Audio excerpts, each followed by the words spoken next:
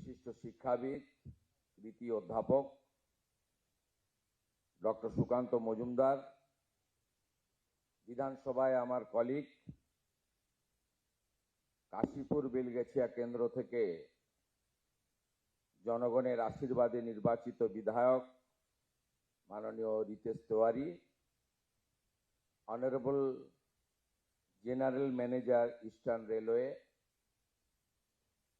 Honorable DRM and other officials from various central government organizations, I would like to convey my best wishes on this meaningful occasion. আমাদের যারা আজকে রোজগার মেলায় মাননীয় প্রধানমন্ত্রীজির শুভাশিস গ্রহণ করে যোগ্যতার সঙ্গে ভারতবর্ষের নবনির্মাণে যুক্ত হচ্ছেন, তাদের প্রত্যেককে আমি অন্তর থেকে শুভেচ্ছা অভিনন্দন জ্ঞাপন করি। আপনারা এর আগে আমার আগের যিনি বক্তা, তিনি ইতিমধ্যে অনেকগুলি এই ধরনের রোজগার মেলায় উপস্থিত হয়েছেন ভারত সরকারের মন্ত্রী হিসেবে, এবং তিনি খুব স্পষ্টভাবে তার অভিজ্ঞতার ভিত্তিতে এখানে বক্তব্য রেখেছেন যে মাননীয় প্রধানমন্ত্রী নরেন্দ্র মোদীজির নেতৃত্বে, উদ্যোগে, ইচ্ছায়, স্বচ্ছতার সঙ্গে যেভাবে মেধাযুক্ত ভবিষ্যৎ প্রজন্মের আমাদের যুবক যুবতী ভাই বোনেদের কর্মসংস্থানের সুযোগ তারা পাচ্ছেন, তার ফলে আমাদের ভারত সরকারের মাননীয় প্রধানমন্ত্রীর নেতৃত্বে যে স্বপ্ন, যে দিশা, যে নিষ্ঠা এবং যে দায়িত্ববোধ ইতিমধ্যে তা সব জায়গায় সমাদৃত হচ্ছে এবং প্রশংসিত হচ্ছে। আমি ভারত সরকারের কাছ থেকে আমন্ত্রণ পেয়েছিলাম রাজ্যের মুখ্যমন্ত্রী হিসেবে এই অনুষ্ঠানে অন্যতম অতিথি হিসেবে উপস্থিত থাকার। আমি সেই আমন্ত্রণ গ্রহণ করে এখানে আপনাদের কাছে দু চারটি কথা নিবেদন করতে চাই। বর্তমান সরকারের সময়কালে আগামী দিনে সরকারি স্তরে বা সরকার পোষিত বিভিন্ন সংস্থায় নিয়োগের ক্ষেত্রে আমরা কি চিন্তা ভাবনা করছি। ইতিমধ্যে আপনারা জানেন আমাদের খুব বদনাম হয়ে গেছে পশ্চিমবঙ্গের। Teacher recruitment scam, municipal recruitment scam, high court supreme কোর্টের হস্তক্ষেপ, 26,000 শিক্ষক শিক্ষিকা শিক্ষাকর্মীর চাকরি বাতিল, সব মিলিয়ে বিগত দিনে পশ্চিমবঙ্গে রিক্রুটমেন্ট সংক্রান্ত বিষয়ে আমাদের যে অভিজ্ঞতা হয়েছে, তার ফলে শিক্ষা, সংস্কৃতি, আধ্যাত্মিক চেতনার আমি মনে করি ভারতবর্ষের অন্যতম রাজধানী কলকাতা তথা পশ্চিমবঙ্গের অনেকটা ক্ষতি হয়ে গেছে। আমি আপনাদের একটা জিনিস স্মরণ করাতে চাই, পরীক্ষা কেন্দ্রগুলিও এমনভাবে কলুষিত হয়েছে যার ফলে eastern rail, south eastern rail বা আমাদের নর্থ ফ্রন্টিয়ার রেলওয়ে, তারা তাদের এক্সামগুলো পশ্চিমবঙ্গে করাচ্ছিলেন না। পশ্চিমবঙ্গের যুবক যুবতীরা সুযোগ পাচ্ছিলেন, সেন্টারগুলো হচ্ছিল উড়িষ্যা, আসাম, বিহারে। এই জায়গা থেকে আমাদের এই প্রিয় বঙ্গভূমি পশ্চিমবঙ্গকে বের করে আনতে হবে। খুব উৎসাহজনক ভারত সরকারের নিয়োগ প্রক্রিয়া এবং দেশের সর্বোচ্চ নেতা মাননীয় প্রধানমন্ত্রীর হাত দিয়ে তার উপস্থিতিতে এই ধরনের রোজগার মেলার মধ্য দিয়ে আমাদের অ্যাপয়েন্টমেন্ট ডিস্ট্রিবিউশন এটা নীরবে করা যেত, কিন্তু নীরবে না করে করার মধ্য দিয়ে যারা নিয়োগ প্রক্রিয়াকে কলুষিত করছেন, যারা নিয়োগ প্রক্রিয়াকে দূষিত করছেন, তারাও এই ধরনের প্রক্রিয়ার মধ্য দিয়ে নিজেদেরকে সংশোধিত করবেন আর অন্যরাও শিখবেন, এটাও একটা তার বড় দৃষ্টান্ত বলে আমি মনে করি। প্রথমত মাননীয় প্রধানমন্ত্রীকে ধন্যবাদ জানাবো। দেশের শিক্ষিত মেধা সম্পন্ন ওয়েল এডুকেটেড ইয়াং জেনারেশনকে তিনি ভারতবর্ষের নবনির্মাণ অর্থাৎ 2047 আমাদের দেশ যে বিকশিত ভারত হবে তার লক্ষ্যে এই নির্মাণে যুক্তকরণ করছেন। দ্বিতীয়ত, আমরা সবাই জানি বিগত দিনে শিক্ষা অভিভাবকরা দিতেন জ্ঞানার্জনের জন্য। আধুনিক যুগে অভিভাবকরা শিক্ষিত করে তোলেন, আধুনিক শিক্ষায় শিক্ষিত করেন কর্মসংস্থানের একটা আশা বা স্বপ্ন নিয়ে। যে আশা বা স্বপ্ন এই পশ্চিমবঙ্গে বিগত কয়েক বছর ধ্বংস হয়েছে, সেই জায়গা থেকে ভারত সরকার তাদের আশা স্বপ্ন পূরণ করার জন্য নতুন প্রজন্মের, শিক্ষিত প্রজন্মের দিকে হাত বাড়িয়ে দিয়েছেন। এটাও একটা উল্লেখযোগ্য দিক। আমি প্রথমবার এই ধরনের কেন্দ্রীয় সরকারের আমাদের রোজগার মেলার কর্মসূচিতে উপস্থিত হয়েছি, যদিও আমি রাজ্যের বিরোধী দলনেতা হিসেবে বিগত দিনে ভারত সরকারের তথা রেলের নানা কর্মসূচিতে আমাকে সম্মানের সঙ্গে তারা ডেকেছেন এবং আমি উপস্থিত ছিলাম। এখান থেকে আমি একটা কথাই ঘোষণা করতে চাই, আগামী দিনে রাজ্য সরকারের নিয়োগের ক্ষেত্রে কেন্দ্রীয় সরকারের রেলওয়ে রিক্রুটমেন্ট বোর্ড সহ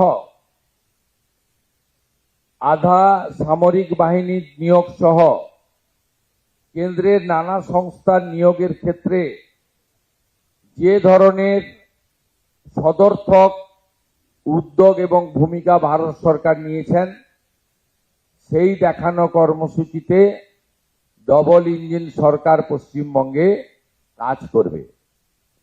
এবং আমি ব্যক্তিগতভাবে মনে করি যে ওএমআর ভিত্তিতে যে লিখিত পরীক্ষা হয় তার কার্বন কপি প্রত্যেকটি পরীক্ষায় বসা যুবক যুবতীকে দেওয়া উচিত। আমি দায়িত্ব নেওয়ার পরে আধিকারিকদের জিজ্ঞেস করেছিলাম পশ্চিমবঙ্গে কিভাবে রিক্রুটমেন্টের পরীক্ষা হয়। তারা আমাকে বলল ওএমআর পদ্ধতিতে হয়, কিন্তু কার্বন কপিটা খাতার সঙ্গেই থেকে যায়, কেউ নিয়ে যায় না, থাকে carbon copy. It's a very bad practice.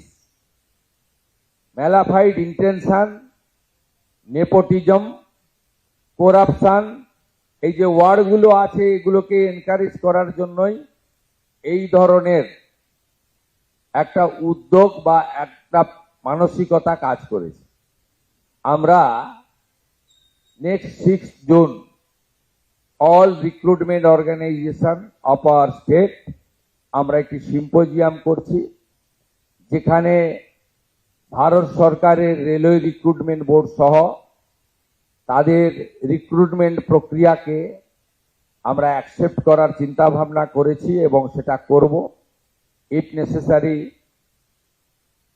Will move a fresh recruitment policy in next budget session of our assembly.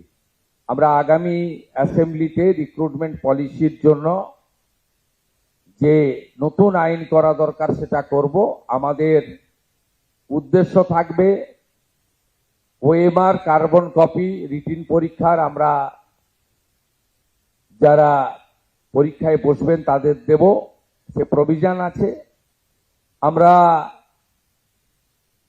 Written exam, academic যে স্কোর এবং সাথে সাথে এখানে পশ্চিমবঙ্গে ওরালে ভাইভাতে ম্যাক্সিমাম নাম্বার রাখা হয়েছে। It's not good. ভাইভাতে মিনিমাম নাম্বার রাখা উচিত। এবং আপনারা আশ্চর্য হয়ে যাবেন, মানে বিদায়ী স্টেট গভর্নমেন্ট ডক্টর বাবা সাহেব আম্বেদকরের সংবিধানকে পর্যন্ত মানেনি। সংবিধানে ক্লিয়ার বলা আছে 100 পয়েন্ট রোস্টার মানতে হবে। এসসি এসটি এবং ওবিসি রিজার্ভেশন, সাথে ইডব্লিউএস এবং এক্সাম ক্যাটাগরি এবং ফিজিক্যালি চ্যালেঞ্জ, এই যে ব্যবস্থাগুলো আছে ওয়েস্ট বেঙ্গলে মানা হয়নি 100 পয়েন্ট রোস্টার। এর ফলে আমাদের SC ST, originally OBC approve by the national OBC commission, physically challenge এবং যে 10% ইডব্লিউএস অনারেবল প্রাইম মিনিস্টারের সময়ে লোকসভা এবং রাজ্যসভায় অ্যামেন্ডমেন্ট করে অধিকার দেওয়া হয়েছে, সেটাও ইগনোর করা হয়েছে ওয়েস্ট বেঙ্গলে। আমরা চাই স্বচ্ছতার সঙ্গে লিখিত পরীক্ষা, আমরা চাই একাডেমিকের মূল্যায়ন, ইভ্যালুয়েশন, আমরা চাই 100 point roaster, 100% implementation, it's a mandatory as per hour constitution. আমরা চাই যে ওরালের নাম্বারটা একটু কম করে স্বচ্ছতার সঙ্গে যাতে আগামী দিনে রিক্রুটমেন্ট হয় এবং তার স্কোর রিক্রুটমেন্ট বোর্ডগুলো ওয়েবসাইটে দিয়ে দিতে পারে, হোয়াটসঅ্যাপ মেসেজ দিয়ে অ্যাপয়েন্টমেন্ট বা রিক্রুটমেন্ট না হয়। তাই আজকের এই মিনিংফুল অকেশন, ইম্পর্টেন্ট অকেশন, যেখানে more than 50,000 unemployed educated youth will get the opportunity to serve our nation, এই ইম্পর্টেন্ট মঞ্চকে আমি খানিকটা ইউজ করে on behalf of the West Bengal State Government, our vision, our aim, our object, আমি খানিকটা আপনাদেরকে তুলে ধরার চেষ্টা করলাম। এবং আপনারা নিশ্চিন্ত থাকুন, under the great leadership of our prime minister, world leader, world most popular leader Narendra মোদীজি, বাকি 20টা রাজ্যে ডবল ইঞ্জিন সরকার যেভাবে চলছে সেভাবেই পশ্চিমবঙ্গের সরকার চলবে। ডক্টর সুকান্ত মজুমদার মহোদয় উল্লেখ করেছেন রেল এবং স্টেট গভর্নমেন্টের কোঅর্ডিনেশনের কথা, পড়ে থাকা প্রজেক্টের কথা, ল্যান্ডের কথা। আপনারা খুশি হবেন শুনলে, মাননীয় রেলমন্ত্রী mister Ashwini Vaishnavji 61 railway project railway board থেকে অ্যাপ্রুভ করেছেন। শুধু ল্যান্ডের জন্য আটকে ছিল, আমরা ল্যান্ড দেওয়ার জন্য ডাইরেকশন কনসার্ন ডিপার্টমেন্টকে দিয়ে দিয়েছি। 61টা নতুন railway project including Hili maximum হয়ে গেছে, আর একটু বাকি রয়েছে, including my Nandigram also. 6 acre জমি রাজ্য সরকার দেয়নি, 74 একর জমিতে রেল পুরো মাত্রায় কাজ করছে। এরকম অসংখ্য আছে। আমরা এগুলো ইতিমধ্যে ডবল ইঞ্জিনের টেস্ট পশ্চিমবাংলার পিপল পাবে। আপনাদের জোকা থেকে দমদম মেট্রো মাত্র 666 মিটার, চিংড়িঘাটাতে যে আমাদের বটল ছিল, যে জটিলতা ছিল, সেটাও আমরা ক্লিয়ার করে দিয়েছি। আমাদের এই রাজ্যে যে গুড অপরচুনিটি রয়েছে এই অপরচুনিটিকে প্রপারলি ইউজ করে ডবল ইঞ্জিনের হাই স্পিডে আমরা ছুটবো একসঙ্গে। এখানে central government organisation, state government organisation একসঙ্গে কাজ করবে এবং বিকশিত ভারত তখনই সম্পূর্ণ হবে যখন ডক্টর শ্যামাপ্রসাদ মুখার্জির পশ্চিমবঙ্গ বিকশিত হতে পারবে। যে অপরচুনিটি আপনারা আমাদের দিয়েছেন আমরা সার্ভ করব। আজকের এই ইম্পর্টেন্ট মিনিংফুল অকেজনে আমাকে ডাকার জন্য, কিছু বলার সুযোগ করে দেওয়ার জন্য আমাদের আয়োজক nodal organisation, general manager Eastern Railway and DRM Sealdah, मैं मेरा दिल से आभार प्रकट करते हुए मेरा बात यही खत्म करता हूं। नमस्कार, जय हिंद।